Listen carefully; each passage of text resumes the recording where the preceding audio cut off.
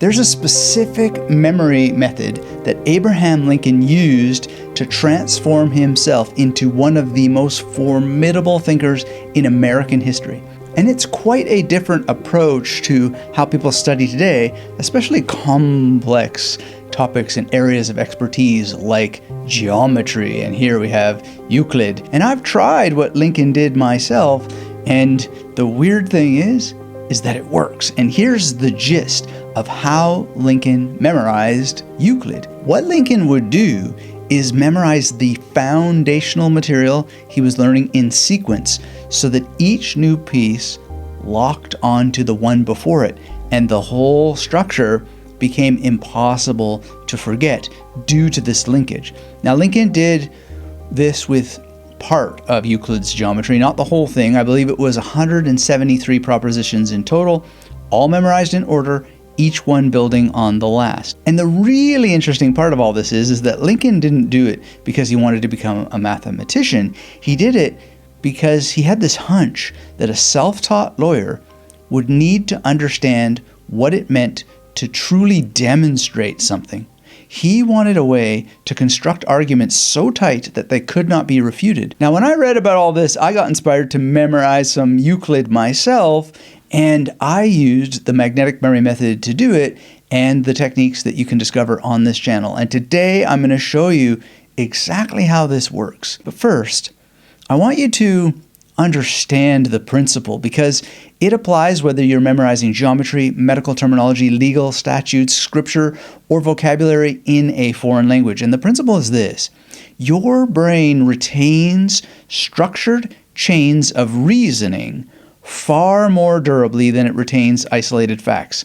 Reasoning. This is really, really important. And even though I haven't memorized as much Euclid as Lincoln, it really changed the way I see the world. And when you memorize material that has an internal logic, where step 2 depends on step 1 and step 3 depends on step 2, you're giving your hippocampus in your brain a sequential scaffold.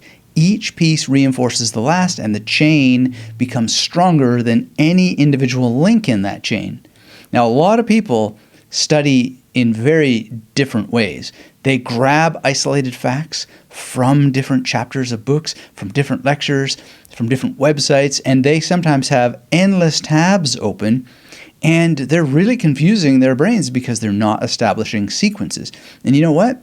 There is a place for absorbing information out of order, especially if you're using the Zettelkasten technique that I've taught on some of my other videos on my YouTube channel and on the Magnetic Memory Method blog. But if you don't build structure and you're stuffing random facts into short-term memory, either while you're learning a language or maybe you're studying the night before an exam, well, that's a recipe for failure. And you don't have to do it that way. You can give the things you're learning structure, and you can give them a scaffold. You can give them a chain, and then you will stop them from evaporating. So Lincoln figured out this alternative empirically, which is very, very interesting because he didn't have any teacher, and what he actually did is fascinating. So Euclid's Elements, which I believe was written around 300 BC, is one of the most influential books in human history. And apparently it's one of the first books ever printed. And it's structured in a way that is itself a masterclass in how knowledge should be organized. It starts with definitions, with point, line, surface, angle. These are the raw vocabulary, so to speak, the foundational pieces you must know before you can do anything else with this book. And if you're studying anatomy, as I am right now, it's a similar thing. Like, you need to learn, say, the 7 main ways that muscles are named to help you memorize the names of the actual muscles. And when you do that, this gives you structure, scaffolding, links. Pretty much every discipline has a layer of definition that you would do well to memorize first to assist your reasoning and create connective webbing in your brain. Now, let me tell you about Lincoln's study habits a little bit more, because they illustrate a second principle that will help you immensely. So there was someone named Henry Clay Whitney, I think, and he was a lawyer who rode the circuit with Lincoln, and he described watching the future president examine like some sort of farm implement. And depending on what farm implement that we're talking about here, he would turn it over, he would stoop down, he would shake it and look at it from below and, find every quality and utility that was involved.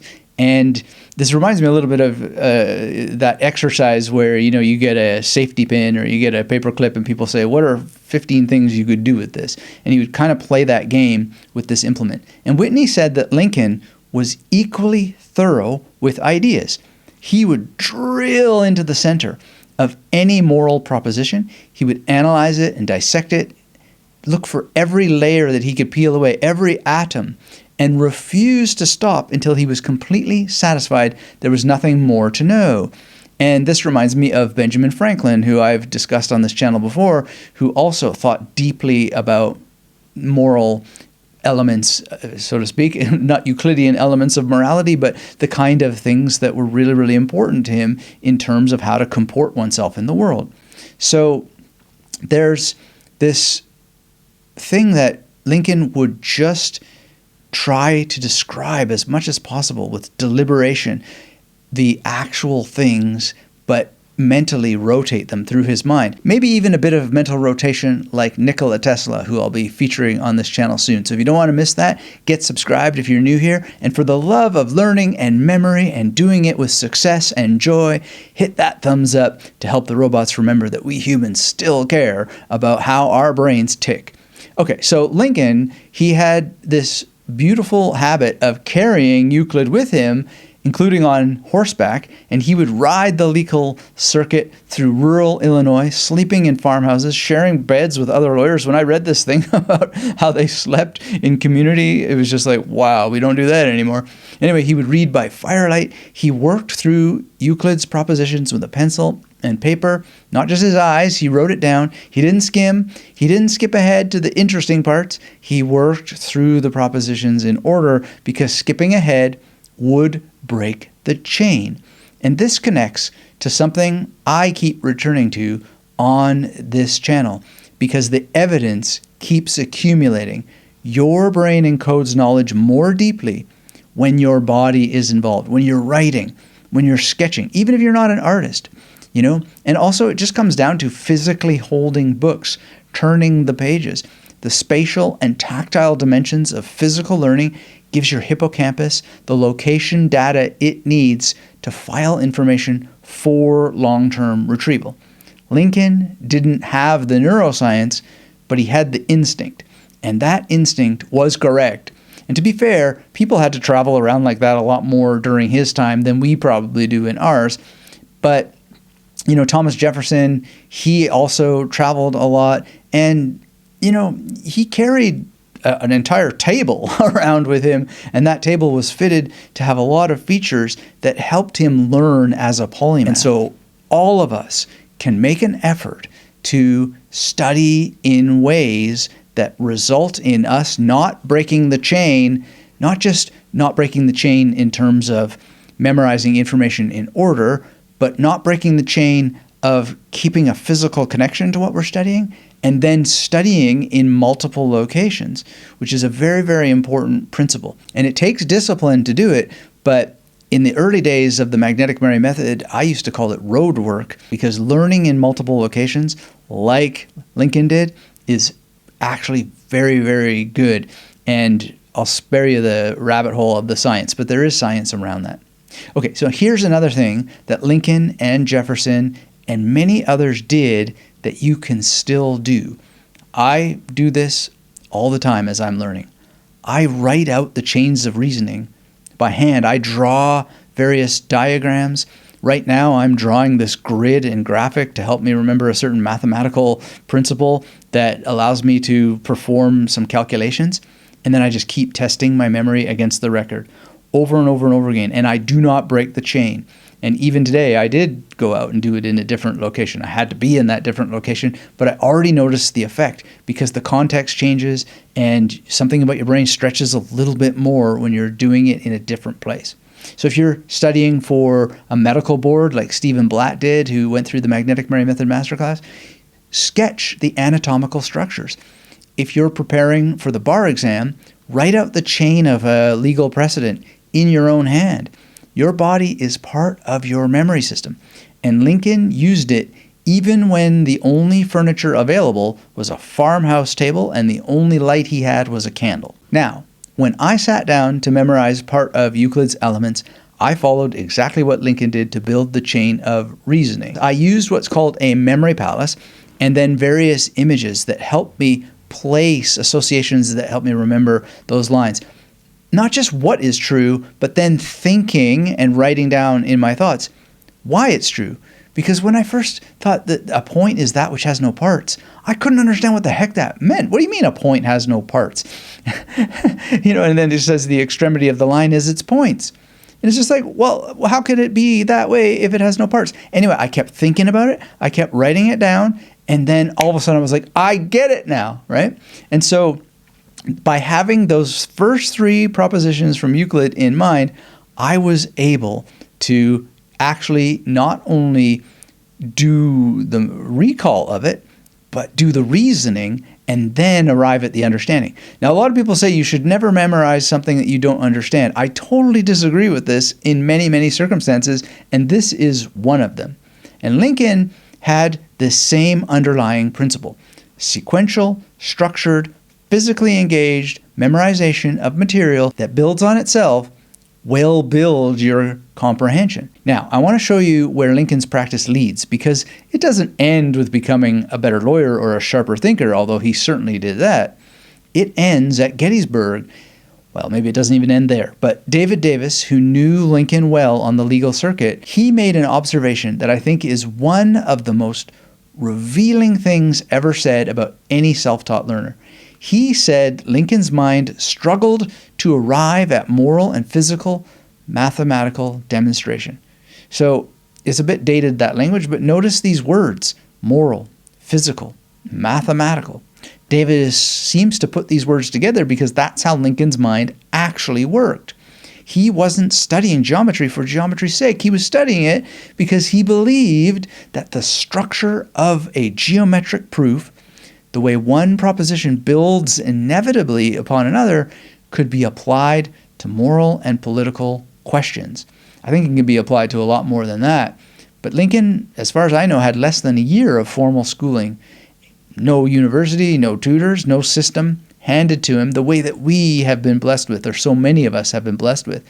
And yet Lincoln developed on his own pretty much a practice that mirrors what the greatest scholars of the classical tradition had been doing for thousands of years, using the mathematical arts as a tool for thinking about justice, truth, and moral certainty. What was it? Something like 77 years ago, our fathers brought forth on this continent a new nation conceived in liberty and dedicated to the proposition that all men are created equal.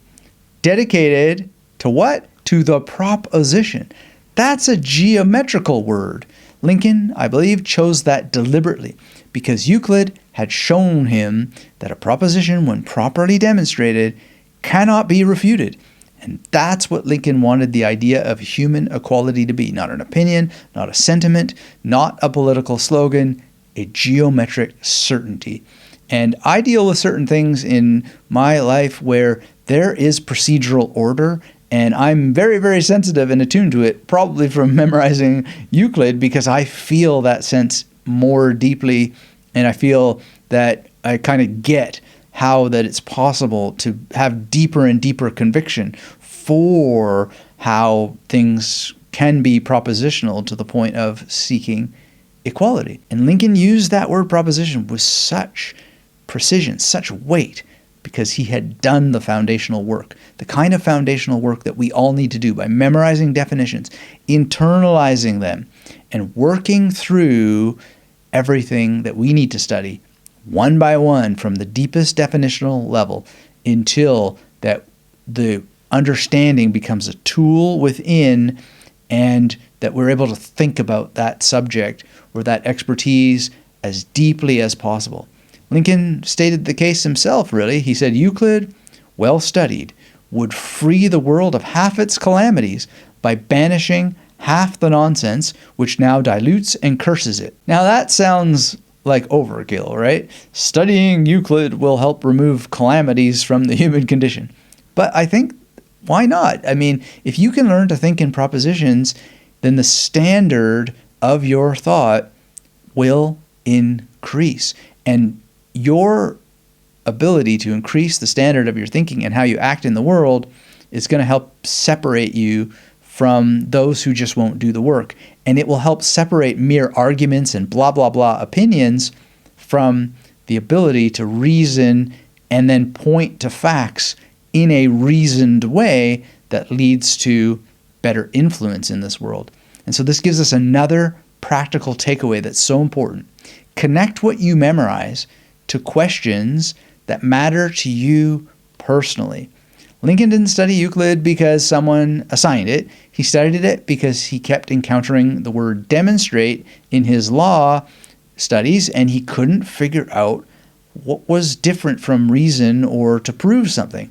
He had a question, a personal, urgent, intellectual need, and he found that Euclid was the tool that helped him solve that need. And this is a principle that Seneca described that we talked about on the channel a couple of weeks ago about reading like a bee. I think it was the 84th letter in this book that I'm holding here. You know, not everything. Don't just read everything under the sun. Don't read randomly, but read the specific nectar that addresses the problem you're trying to solve. If you're using memory techniques, don't just memorize word lists to prove that you can. Memorize something that connects to your life. Euclid, if it's useful for you, like you're struggling with critical thinking or whatnot, memorize the chains of reasoning.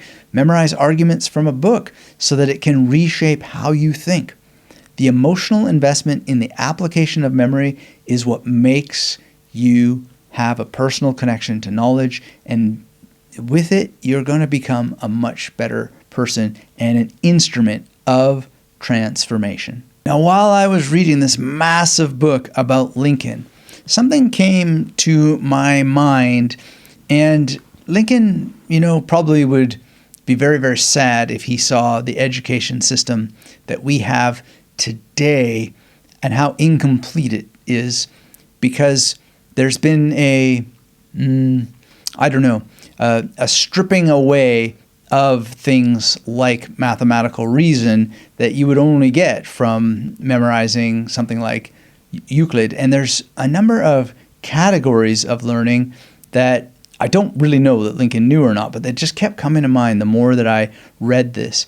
And I want to just ask you to imagine, like, what becomes possible when you have the best possible structure for learning, that you have categories to go through, not just Euclid, but categories from logic to rhetoric so that you can express yourself better, to math, to geometry, to music, to astronomy, and a couple of other categories. And to help you understand the broader categorical self-education that you can do for yourself, I've created a new free course called The System: How to Take Back Your Education by Restoring the Missing Liberal Arts That Shaped History's Greatest Minds. And I kept coming across this in Lincoln and all the historical figures I've been studying: Benjamin Franklin, Thomas Jefferson, Margaret Cavendish, and more. And what this new course, The System, gives you is 12 liberal arts, not as a list that you're going to hear about once and forget, but a working framework you can use to evaluate where you're strong right now, where you're weak, and what training in which of the 12 categories would help you the most. And you'll learn the real history of how this system that I've identified in my research was dismantled twice, and why what ultimately replaced it with the schooling system we have now has left so many of us with the leftovers. Now, I think we still are blessed to have education at all, so I'm not really super down on the education system, but it's certainly been stripped clean and clear, and I think gutted of these 12 categories. So you're going to learn how various thinkers, from Hugh of St. Victor to the sophists in ancient Greek to Seneca, used the 12 categories of this system, and they were able to make deep, deep connections in their minds as a result, instead of being so disconnected with zillions of tabs open where they're everywhere and nowhere, right? And so you're going to understand when you take this course why memory sits underneath all of this, not just as one of the 12 arts, but the foundation that makes the other 11 possible. All right, so this course, the system, is a map. It's going to show you the complete architecture that I believe produced pretty much every polymath that you admire, from Jefferson to Franklin to Hildegard von Bingen, Lincoln, etc. And some people, like Lincoln, just intuitively knew to fill in these gaps themselves, but you don't have to do the guesswork and you don't have to rely on your intuition. And you're going to find exactly how by grabbing it for free using the link magneticmemorymethod.com/TS for the system. Now, I want to leave you with one last thing that you can use starting right now. Whatever you're studying, whether it's a language, a professional certification, or a book that matters to you, stop and ask yourself, have I actually memorized, and I do mean memorize, the foundational definitions? That means, can you recall it more or less verbatim? Have you ever even practiced memorizing verbatim? Can you recall the terms in the book without looking them up? If the answer is no, well then, it's not a failure, but you now have Lincoln's little-known experience memorizing Euclid to help as a wake-up call. And Euclid is not the only thing he memorized, by the way. There was lots of poetry and so forth. So his brain was trained to memorize verbatim. And so when you start working on this and you just ask the question first, well, this is going to give you one step closer to the obvious solution of what I believe we all need to be doing, is memorizing verbatim. It doesn't have to be massive amounts of text, but as much as you can from something that you're learning now. Lincoln proved how powerful this is, and now you have the opportunity to use it.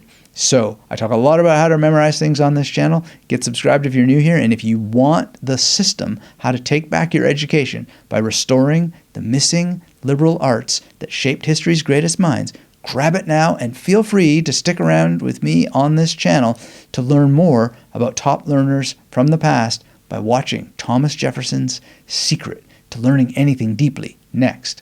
Thanks as ever for being here. Memorize something word for word, whatever it is, and then work on memorizing just some key terms from it so that you have more vocabulary in your mind. And as I always like to say, until we have a chance to speak again, keep memorizing and keep yourself magnetic.